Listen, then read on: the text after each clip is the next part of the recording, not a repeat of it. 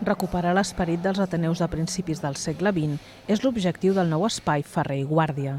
Un espai on passessin moltes coses, amb uns espais polivalents, que a més es poguessin fer presentacions de llibres, conferències, xerrades, debats, i tot això acompanyat, com no podia ser d'una altra forma en el que eren els ateneus de principis de segle, d'un bon plat, d'un bon àpat, d'un bon beure. Volem que tots els veïns i veïnes i tota la gent del districte Ciutat Vella pugui venir i pugui gaudir de les activitats que s'hi fan, que tingui una vida ateneística en el cor de la ciutat. Amb l'obertura de l'espai es recupera, a més, la planta baixa del Palau Vilavecchia, que data del segle XVIII. El que s'ha fet és donar accés al carrer Avinyó i al carrer Carbassa, per tant obrir les portes i, òbviament, mantenint la pedra, una pedra que ve de la cantera de Montjuïc, conservant l'essència de l'edifici, garantint que no es tocava res ni de la part estructural, és a dir, les parets, ni de la part de les bigues de fusta, que es conserven originàries, ni tampoc dels colors